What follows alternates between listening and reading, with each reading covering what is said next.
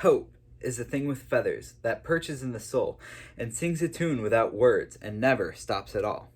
And sweetest in the gale is heard, and sore must be the storm that could abash this little bird that kept so many warm. I've heard it in the chillest lands and on the strangest sea, yet never, in extremity, it ask a crumb of me. This was a poem written by Emily E. Dickinson, who lived from 1830 up until 1886 in Amherst, Massachusetts. I was originally introduced to her works in high school, and from that point, I kind of lost interest. However, about a month ago, I started really diving into her works, and I bought like 5 different books on her, and these are collections of her different things, from envelope poems to her poetry to her letters. And over the next 5 to 6 minutes, I hope to cover, first off, her early letters that she wrote to her friends and family, second, her reclusive late life, and finally, how her poems were revealed to the world.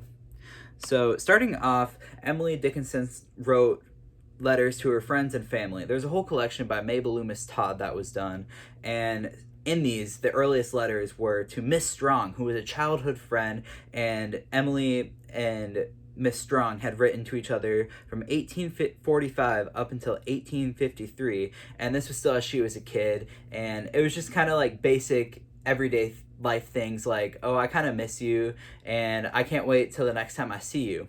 And moving on, she also wrote letters to Austin Dickinson, her brother, from 1847 up until 1854, and this was while she attended Holyoke Seminary for females.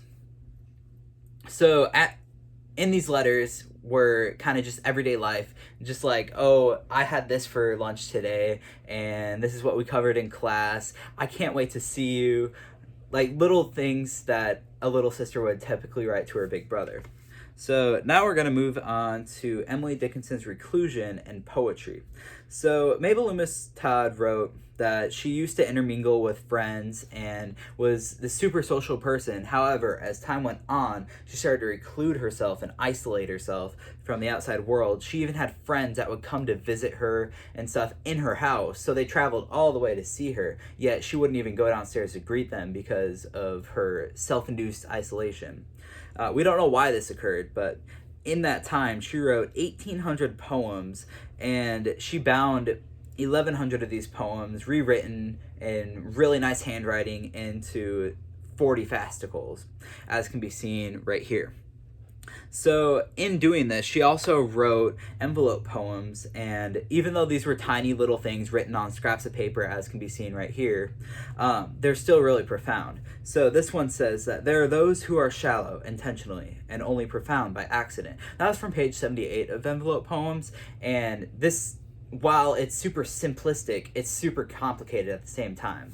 So finally, I'm going to move on to how Emily Dickinson's poems were revealed to the world. So the Dickinson Museum writes that Lavinia was told to burn all of Emily Dickinson's letters once she died. However, there were no instructions left about the poetry that she wrote. So Mabel Loomis Todd originally worked with Susan, who was Austin Dickinson's wife. However, Susan was very, very, very slow in producing these poems, so Lavinia turned to Mabel Loomis Todd. And Mabel Loomis Todd was much, much quicker in producing these. However, Austin Dickinson was currently cheating on Susan with Mabel Loomis Todd, so this caused a bunch of family issues that led to a divide in the work. So Mabel Loomis Todd's kids got half of the works, and then Susan's kids got the other half of the works, and the one half was given to Amherst College, and the other half was given to Harvard University.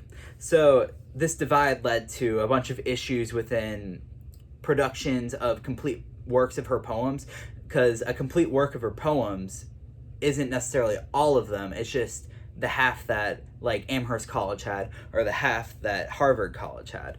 So I'm going to start wrapping up now, but from this brief 5 to 6 minute overview, I feel that I've been able to explain the intriguing lives and works of Emily Dickinson, all the way from her letters that she wrote to her friends, to the poems she wrote in her reclusion, all the way to the introduction of all of her works to the world.